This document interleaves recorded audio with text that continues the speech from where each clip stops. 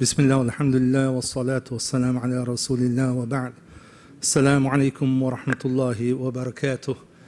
Inshallah, we continue with the tafsir of Surah An-Nisa, ayah number 32, inshallah, today.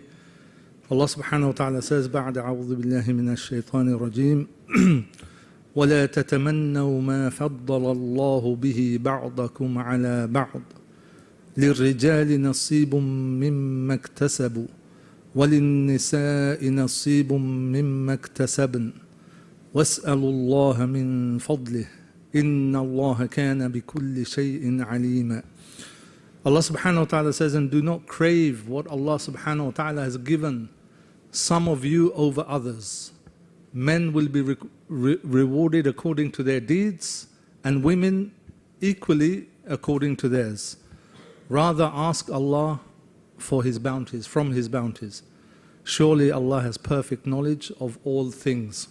So this ayah 32 is connected with ayah number 29, because it says the wow here, وَلَا تَتَمَنَّوْا, and do not. The and means is connected to a previous ayah. The previous ayah that is connected to is 29, where Allah subhanahu wa ta'ala says, O believers, do not devour one another's wealth illegally, but rather trade by mutual consent, and do not kill each other or yourselves. Surely Allah is ever merciful to you. What is the relevance of ayah number 29 and 32 being joined? The relevance is that tamanni, where Allah subhanahu wa ta'ala says, فَلَا وَلَا تَتَمَنَّوْا, the word is tamanni, which is to desire something, hope for something, wishful thinking. All of these words can explain what tamanni is. The relation is that the thing that creates a love, something like hopeful desire, wish, desire, you want that thing. You see somebody who's got a beautiful house, you want that thing. Somebody who's got a fancy car, sports car, very expensive, powerful, you want that thing. When you do desire something or you wish for something, it creates what? A love for that object in your heart, right? What then happens? Some people just leave it at that. They think, I wish I could have that. Nothing happens. But for other people, and it doesn't have to be a house or a car, it could be many things that other people have, they possess. But that can turn into a deep desire in the heart, a deep love in the heart, which if you don't achieve that object, you don't acquire that object, it can turn into an obsession, which can lead you to trying to acquire that thing by any means necessary. Illegally, legally, whatever, deception, fraud, stealing, doing injustice, oppressing someone, just to achieve that thing because you want it so badly. You want to have that favor or blessing that Allah subhanahu wa ta'ala gave to someone else. So in ayah 29, Allah subhanahu wa ta'ala says what? He says, do not devour one another's wealth illegally, but rather trade by mutual consent, and do not kill each other or yourselves. So the tamanni results at the end, if it's not checked, this desire, this covetousness over other people's favors and blessings and wealth and whatever it is, objects of desire, if it's not checked, if it's let loose and you follow your whims and desires, it can end up oppressing somebody, cheating somebody, taking their wealth by force, even killing somebody. If you look at most situations where these type of things happen, it starts off with tamanni. It starts off with desiring something that somebody else has. So therefore it's connected with this ayah, and this ayah 32, which Allah subhanahu wa ta'ala is going to explain why we shouldn't desire what other people have, and what type of, when is it allowed to desire something that somebody else has. Not all of it is haram or prohibited or unlawful. Sometimes it's okay, as we shall see inshallah in the examples. So this ayah 32 explains the root cause of 29 and explains the dimensions and the reality of desiring things wishing that you had things that belong to others, etc.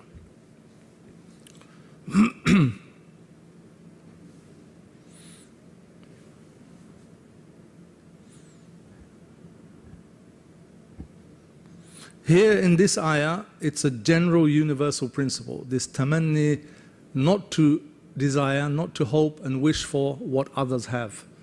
What Allah subhanahu wa ta'ala has blessed others with. And the whole ayah, if you like, it's a general principle, a universal maxim, a wisdom, right? They say it's from the Jawami' al-Kalim of the Qur'an, meaning it's a super condensed expression within just a few words. And you'll see why as we unpack the ayah, inshallah. It just packs in so much meaning in a few words, so much wisdom, so much maslahah, benefit for societies, communities and individuals, right?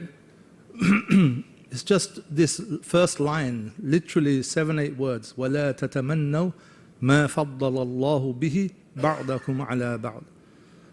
So in a way, it's also a concluding remark to the previous ayah 29, and also the other ayahs where Allah subhanahu wa ta'ala says, you know, to treat the orphans fairly, don't take from their wealth, to give the mahar, the just dowry that you've promised in contract, not to take from it. So it's all about not taking other people's wealth, giving people their right, their due, whatever they do, right? So this ayah is like a concluding remark on the previous ayahs. So this tamanni Allah subhanahu wa ta'ala talks about, it leads to hasad, jealousy, right? As I mentioned, it's one of the greatest means that lead on to crimes. The first crime on earth was due to what? Hasad, jealousy between the sons of Adam alayhi salam. One of their sacrifice was accepted, the other one's sacrifice was not accepted. One got jealous over the other. Jealousy, hasad, this is the wish, desire, leads to hasad. The tamanni leads to hasad. He wished that his sacrifice was accepted by Allah subhanahu wa ta'ala instead of his brothers. That leads to jealousy. That led to a fight. That led to murder. The first murder in human history. And before that, that was preceded by the hasad of shaitan for Adam alayhi salam. The position Adam alayhi salam had with Allah subhanahu wa ta'ala, shaitan couldn't bear it. He was jealous of Adam alayhi salam. Why should I bow to him? I'm better than him. He had arrogance, of course, but there's also a jealousy there, that Allah subhanahu wa ta'ala is making all the angels bow to him. Why? This jealousy leads to his rebellion and his open manifestation of his kufr against Allah subhanahu wa ta'ala.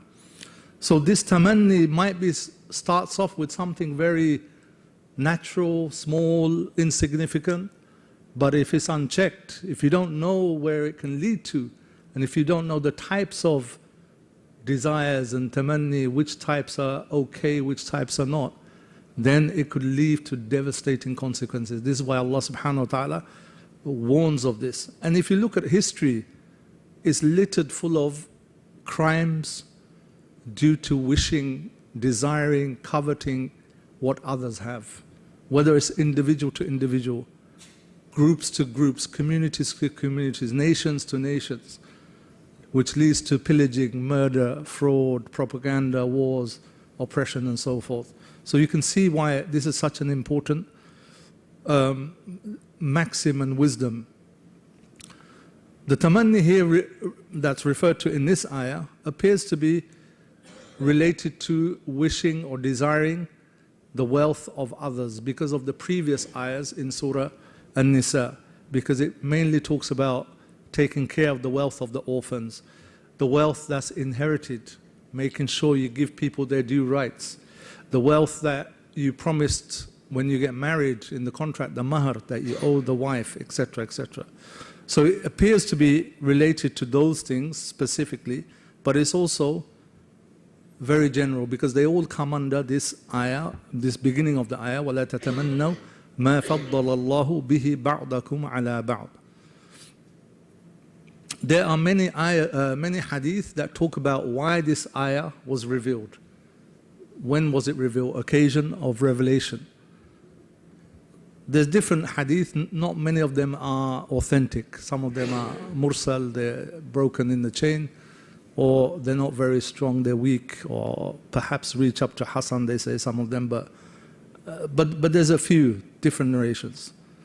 One is that this ayah was revealed because the women commenting at the time of the Prophet ﷺ, they saw that the men were going to jihad, and the Prophet ﷺ mentioned the rewards of jihad, and the Qur'an mentions the reward of jihad, and they saw that women were not commanded to go, women were not participating, yes, in a very small role, few of them perhaps just as nurses type of thing, helping the wounded, carrying things, food, etc., but not participating in the battle except for a handful, one or two like that.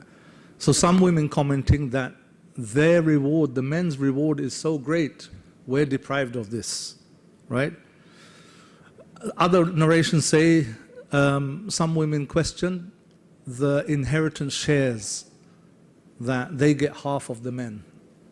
Other narrations say that women's witnesses, 2 witnesses equal 1 man's witness. It's not unfair, but it's unequal, right? And some women asking if their deeds are equal to men, because some men are saying they will get more reward, etc. So there's these kind of different narrations, right? And this is some of the criticism that even today non-Muslims, atheists, etc., try to level at Islam. How comes in inheritance you're unjust, you're not equal? It's between men and women, etc., etc. Men and women, you've got very different roles for men and women. You don't give them equality, right? So these are the same accusations, but the difference is, asking these questions.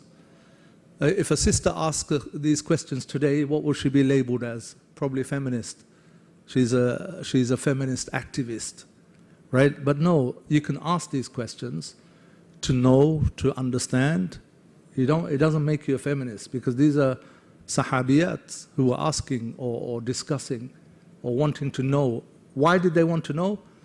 To maximize their rewards. Their concern was the hereafter. It wasn't to know because of some ideology or some sense of, oh, this Sharia is unfair, or I'm going to not accept the commands of Allah subhanahu wa ta'ala unless it's changed.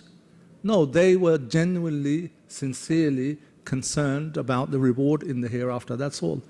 These were genuine questions. It doesn't make you a feminist. It doesn't make you somebody outside of the deen or questioning the deen. That's the difference. But obviously, some people put these same questions on the backdrop or because of an ideology they already have. They already think Islam is problematic. They already think Sharia is outdated, it's unfair, it's unjust. So then they ask these questions to try and prove their point. That's the difference between today and previous. So in terms of the types of tamanni, the types of wishful thinking or wishing that you had something that you don't have, or you had something that belongs to somebody else, there's several types. Some of them are haram, some of them are permissible, right? There's several types. Not all tamanni is haram. So the first type is to desire something which does not belong to anybody. It's not an object. It doesn't belong to anybody. And on top of that, Sharia doesn't forbid it, neither does culture or custom. This type is permissible. For example, the Prophet ﷺ, he said, "Laytana nara ikhwanana." I wish that we would have seen our brothers. He said that in front of the companions, the Sahaba. And they asked, who is he referring to? They were surprised that there could be others that the Prophet ﷺ wanted to see, and whilst his companions are in front of them.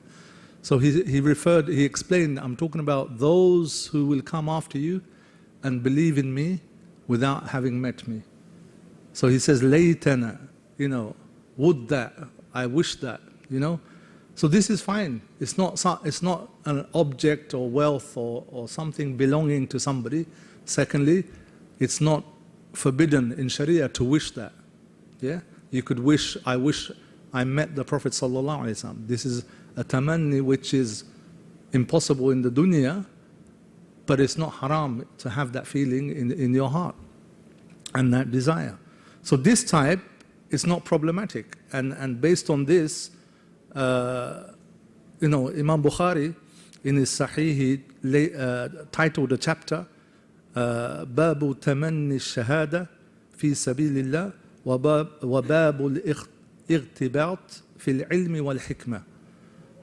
Imam Bukhari titled his chapter, the chapter of wishing for or desiring shahada, martyrdom in the path of Allah subhanahu wa ta'ala, and the chapter of iqtibat is like coveting or wanting knowledge and hikmah, knowledge and wisdom. And then he mentions the hadith. The Prophet ﷺ said that there is no hasad, la hasada illa fi ithnatayn. There's no hasad except for in two things.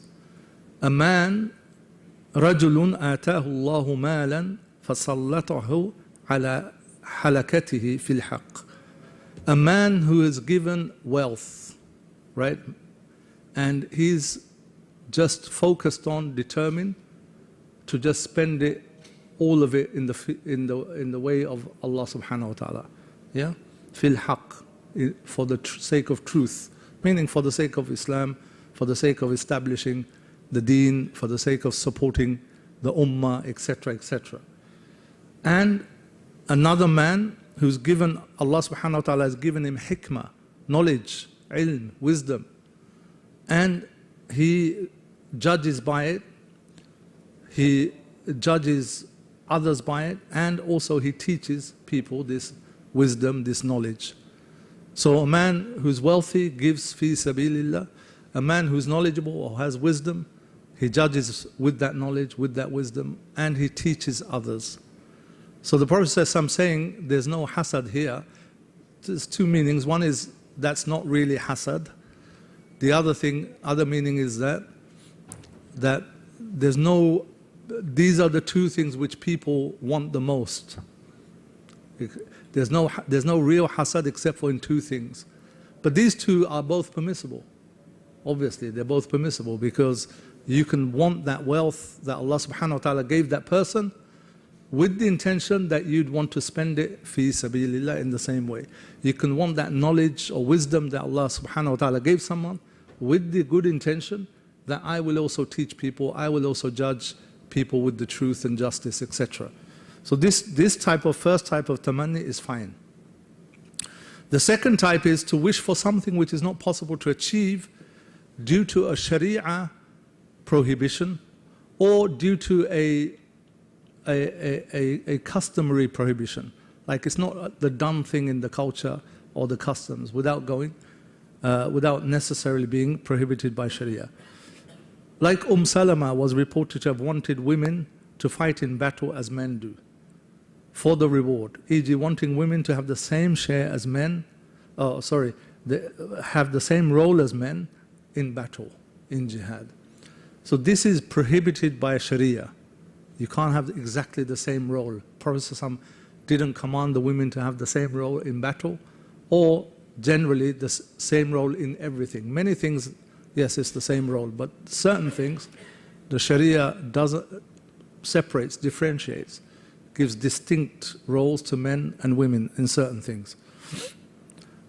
Another prohibition is, for example, if somebody wanted women to have the same share as men, exactly the same. This is also prohibited in Sharia, except for in one or two cases in inheritance. So this type, it's not allowed due to Sharia. Obviously, you shouldn't want that. That's not something you should desire or wish for. The third type is similar to the second type, but it's less in category. This is to wish for something that may indicate displeasure with the laws of Allah subhanahu wa ta'ala, with the ahkam. It's not that you want everything the same, but you want it, and perhaps inside you, you say, I wish it was like this, not like that. So in a way, there's some kind of subtle displeasure, not being content, satisfied with some kind of ruling of Allah subhanahu wa ta'ala. Some kind of genuine ruling of Allah subhanahu wa ta'ala. Remember that there's a difference between sometimes the fiqh or fatwa of a scholar and the actual authentic or true ruling of Sharia. Sometimes scholars can get it wrong. Sometimes they can misapply a ruling onto somewhere where it doesn't fit. So sometimes it's based on weak evidence. So there's nothing wrong if you don't feel comfortable with that, because it's genuine, it's wrong. But we're talking about those things which are established by Sharia with clear evidence, and it's clear, there's no mistake in it. So this second and third, both are, the second one's forbidden, so is the third, both are forbidden. Because it either shows displeasure with Allah subhanahu wa ta'ala, subtle displeasure with Allah subhanahu wa ta'ala's ahkam, rulings, laws, or it shows a open kind of displeasure with Allah's laws. The fourth one is to wish for something that someone else has, but without wanting that person to lose what he has. Right? This is the fourth one, to wish for something that someone else has, but without wanting that person to lose what he has. E.g., the example I mentioned, the knowledge of a scholar or the wealth of a rich person. This is permissible, this is fine, as long as you don't want his or her wealth or knowledge to be affected or destroyed. The fifth one is to wish for something that someone else has, but it is not possible to have it without the other person being deprived of it. It's not possible to have without the other person being deprived of it. The example is, for example, in a particular country, there can only be one prime minister or one president or one ruler, one king. So there's already a king or a president or prime minister. You can't have that without depriving the current person in charge, right? You have to remove him, or he has to be removed, or she has to be removed. You can't have that without depriving the other person. In this case, it's allowed to wish for that, all right? If it's intended with sincerity, you want to do it for the sake of Allah, as long as it's done without wanting that person to die early. So if you say, I wish he dies tomorrow so I can become president, this is not allowed. Or I wish or it's something else. Some people want other people's possession or something which they can't get without the person dying. Even inheritance, some people do that. They want the person to die so they can inherit that person. Or they might have taken some kind of life insurance or whatever, which is problematic anyway in the first place. But they might wish for that person to die so they inherit, or they can claim the money. So this type, you can wish for that position without wishing for the early death of that person. As long as it's done, as long as that thing is halal in Islam and is done sincerely for the sake of Islam. The last one is to wish for the destruction of a blessing that someone else has without wanting it for yourself.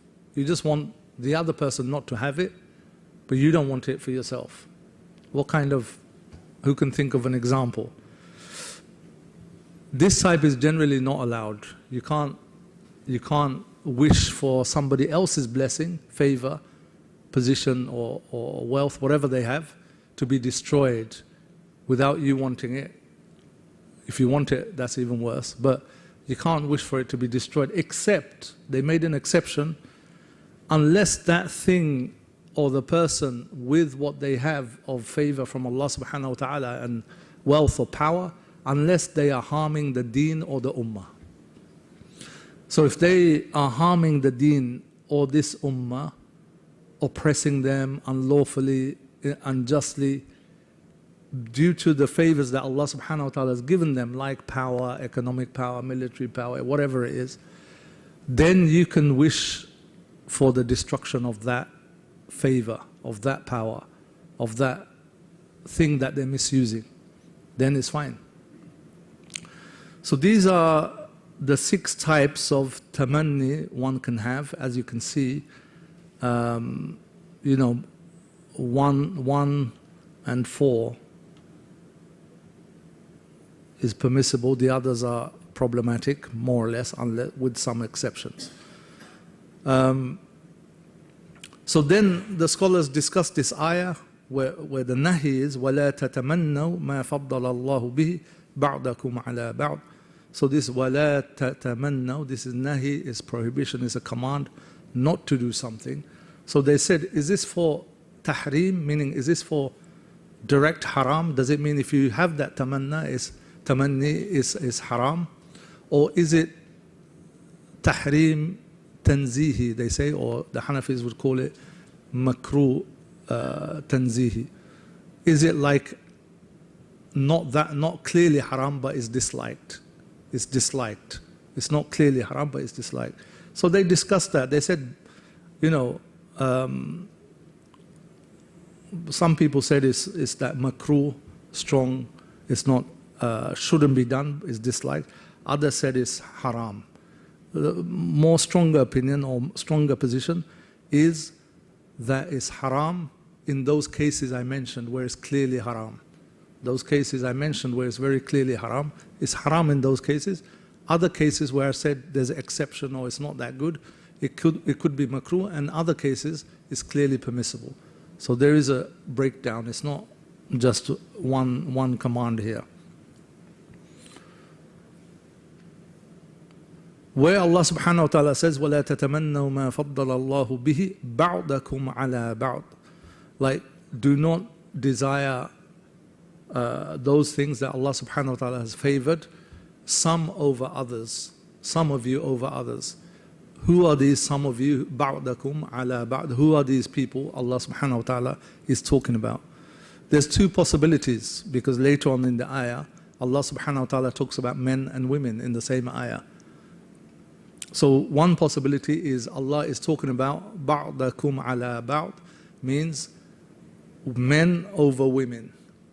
Do not desire, do not wish for those things that Allah subhanahu wa ta'ala has favored men with over women.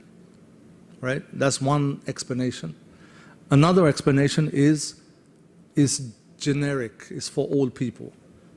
So it could be just general. Do not desire those favors or blessings which Allah subhanahu wa ta'ala has given one of you over another, whether it's man or woman. Right? So it's generic. They said both of these are possibilities in terms of interpretation or explanation. Both apply as well.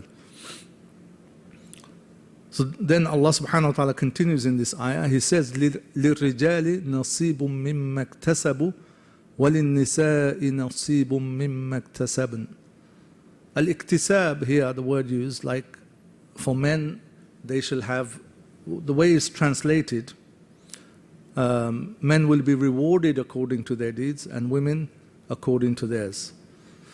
That's how it's translated. Iktisab, the word iktisab here has been translated as rewarded according to their deeds, meaning iktisab has been translated as deeds, as amal.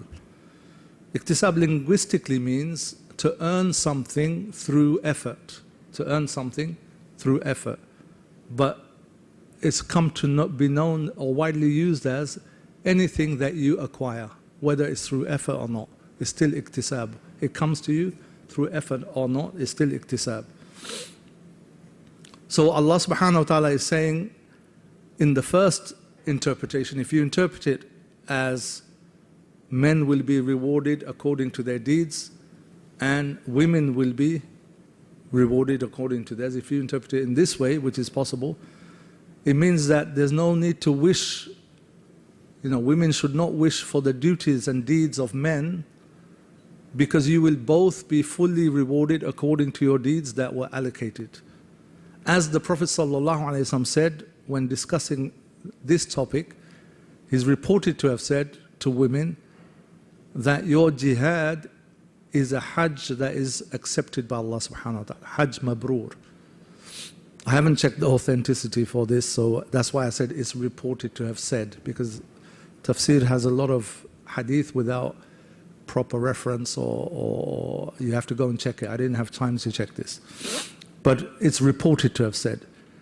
So this is one of the meaning, that there's no need for women to want to have the same obligations, roles, duties in Islam, where it apparently seems as though men will get more reward. No, you don't need to wish for that, because Allah subhanahu wa ta'ala will reward you accordingly, fully, equally. You're not going to lose out.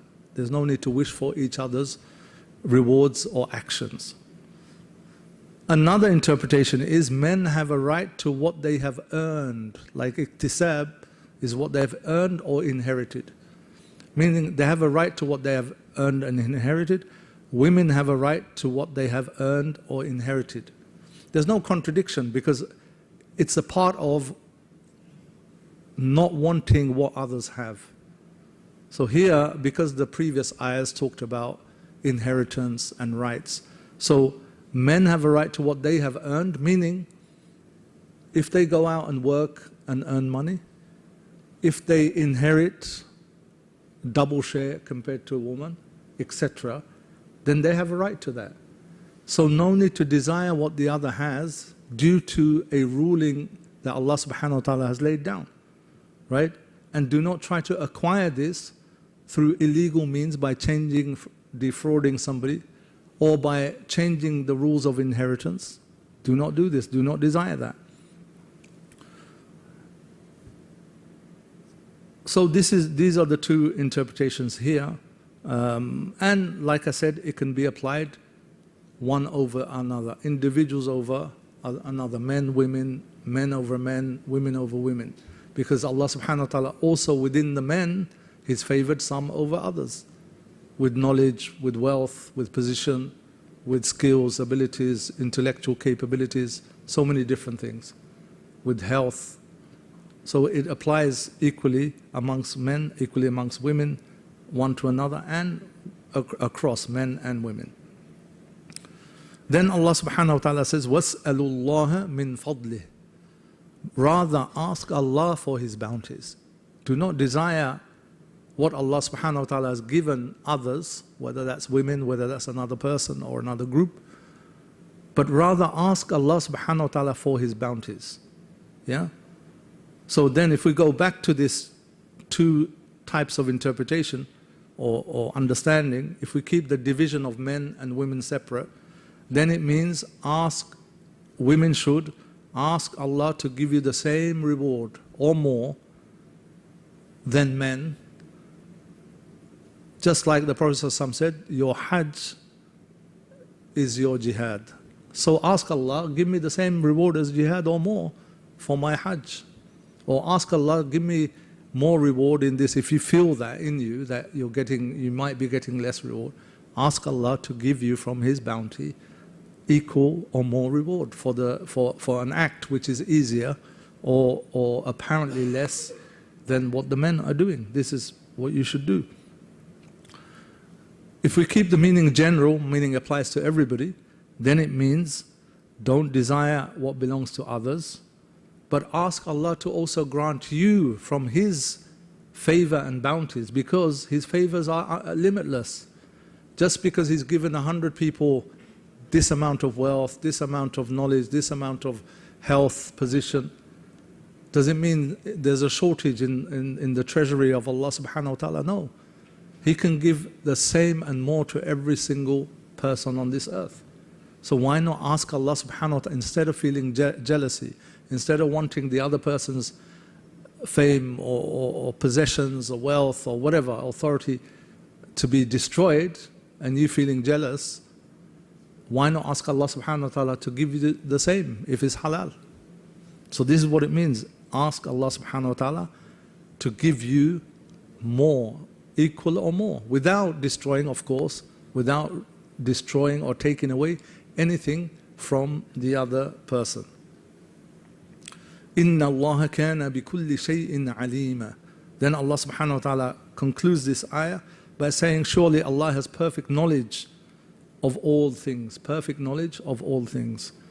Why did He say He has perfect knowledge of all things? إِنَّ اللَّهَ كَانَ بِكُلِّ شَيْءٍ عَلِيمًا.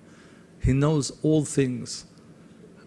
It's because the ayah is appropriate for this ayah, because the ayah began with what? Tamanni. Right? Tamanni is what? A desire, a hope, a wish. Who can know that desire? Who can know that tamanni? Only yourself. Nobody else can know what you're desiring. Nobody else can know what I'm wishing for. Only Allah subhanahu wa ta'ala knows. That's number one. So if you're hiding that desire, that wishful thinking, that covetousness, that hasad in your heart, then Allah knows this, so be aware. He knows what you desire. He knows what you want.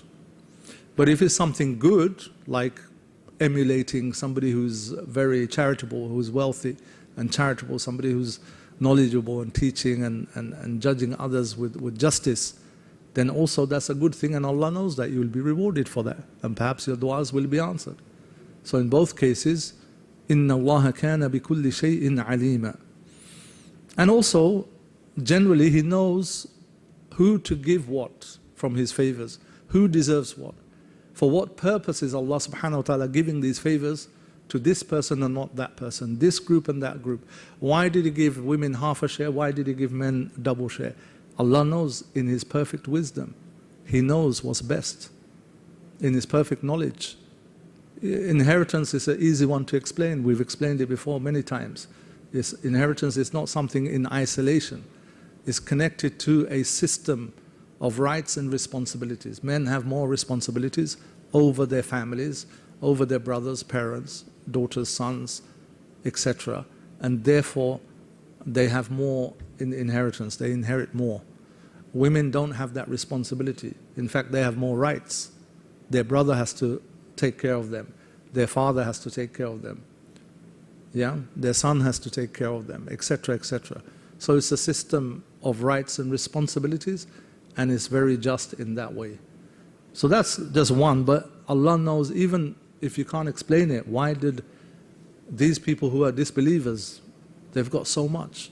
Why? What's the wisdom behind that? We don't know, but we know Allah is perfect in His judgment, in His justice, in His wisdom and knowledge. So we trust Allah subhanahu wa ta'ala. Inna Allah kana ala kulli shay'in alima. We don't know, Allah knows.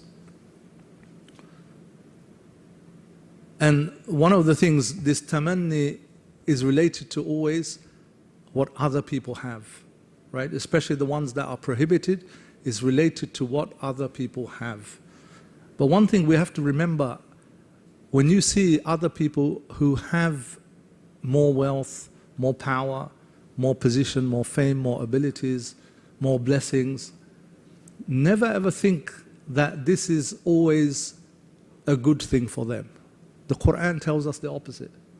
The Qur'an says that Allah subhanahu wa ta'ala, He tests people with good and evil.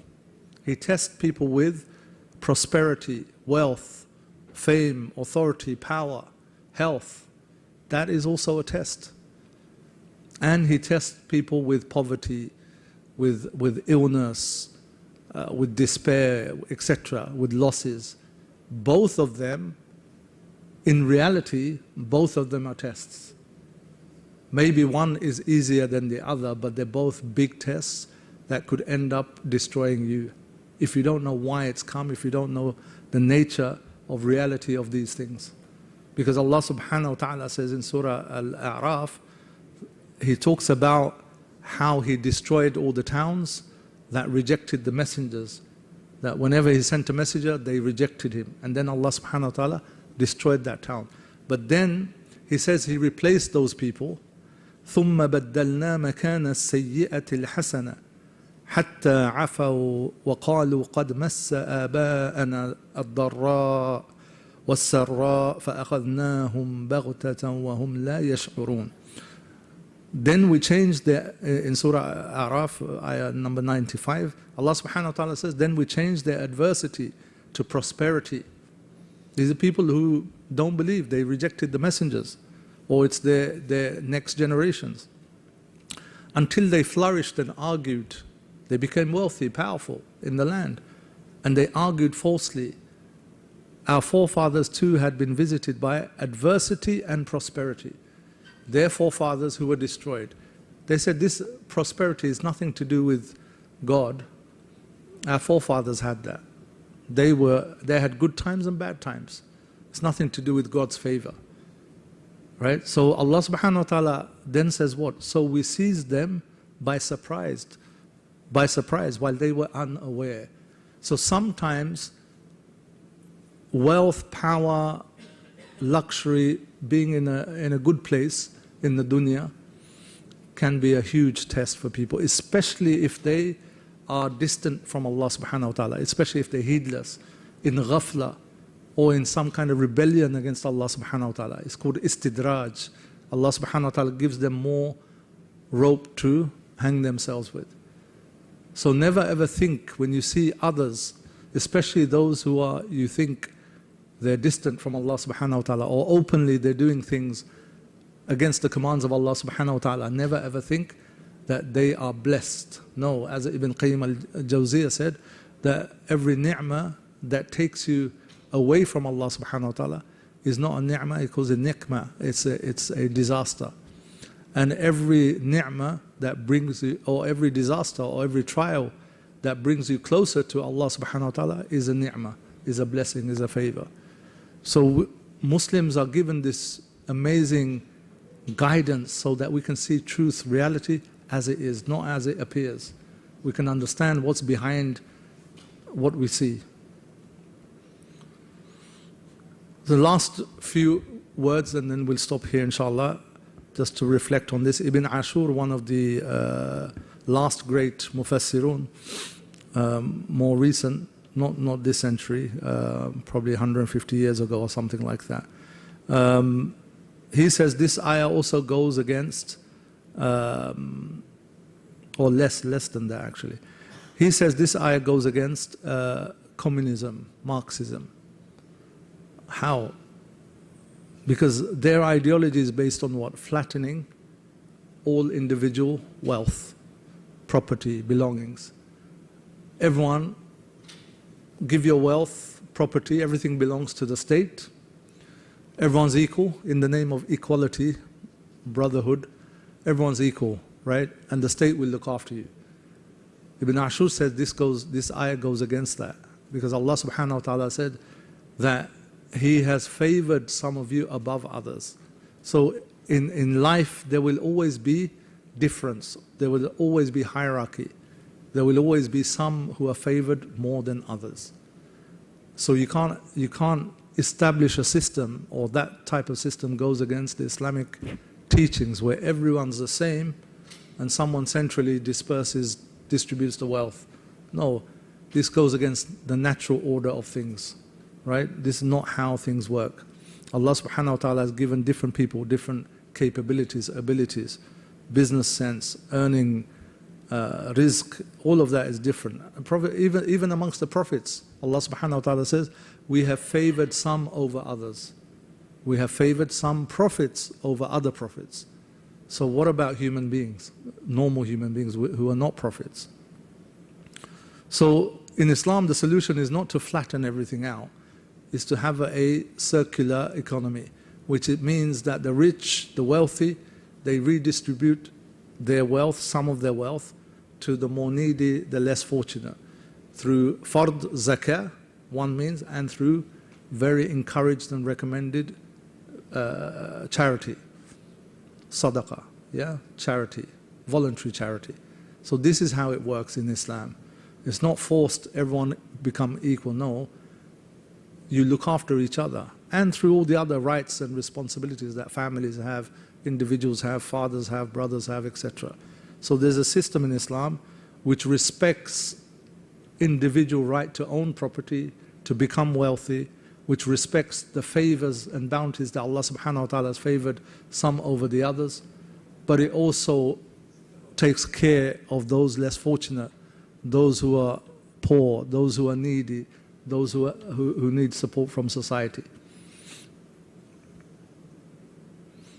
And lastly, you can see, in today's culture, these gender wars that are taking place, this, especially this leftist kind of woke movement. I mean, the starting point may have been sincere or something, or they have some genuine points about equality, etc. But if you look at the gender wars, the whole thing is about just fighting over each other. Men are all evil or women are all evil. Men are the cause of all misery, of all injustice to women, and vice versa. It's just, but Allah subhanahu wa ta'ala says, Allah has favored some over others. Allah has favored some over others in certain roles, in certain responsibilities, in certain wealth, ability, strength, etc. This is just a fact. If we abide by that, accept that, and surrender to that, and Allah subhanahu wa ta'ala says men and women are caretakers and supporters of each other. They're not enemies to one another. And this applies to all groups as well, the weak and the poor amongst the classes, etc.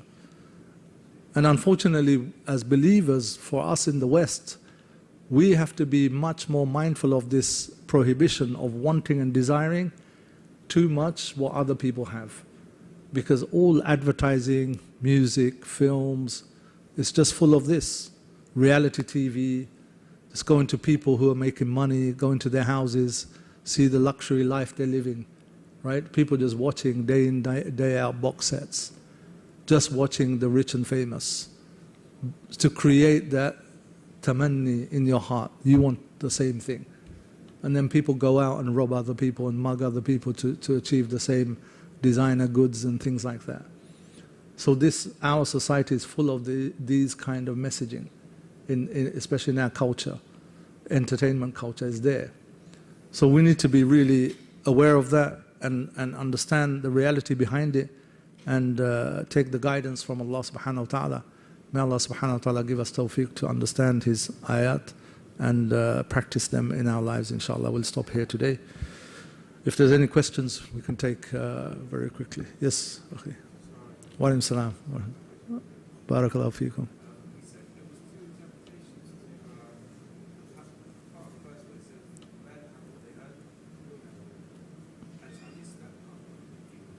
Men have, oh yeah. So what I said was, there's two interpretations, yeah. One is that men and women will get both, they will both get the rewards of whatever good deeds they do. Yeah, they have different deeds, rights and responsibilities that Allah gave them. Certain actions He gave only for men, He didn't give for women. However, He said your rewards you'll get in full. So therefore ask Allah to give you the full rewards. This is one thing. The other way to understand it is that whatever they earn rightfully, whether it's through mahar in the marriage, whether it's through inheritance or some other rules that Allah subhanahu wa ta'ala has laid down, don't desire what they have. Yeah, they have a right to what they have earned through either working or not working, inheritance or something else. With the men, so don't desire each other's properties and wealth. Men, women, women, men, both ways it works. Yeah. Barakallahu feekum. Yes.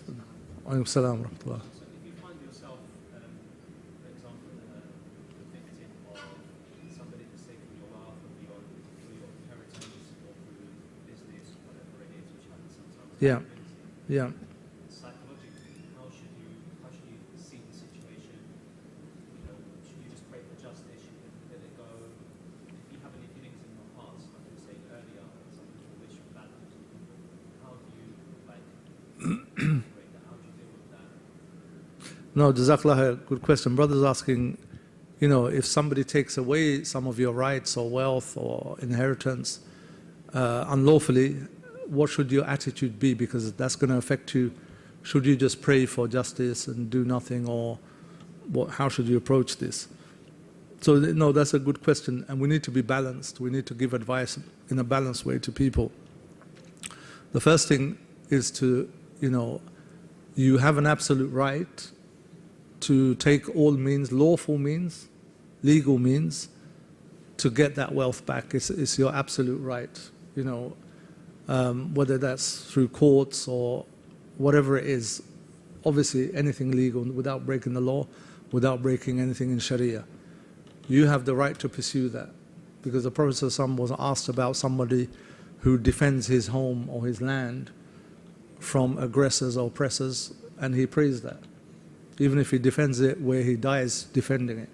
So we're not told to just be pushovers and let people just run over us and do injustice and take our property, etc.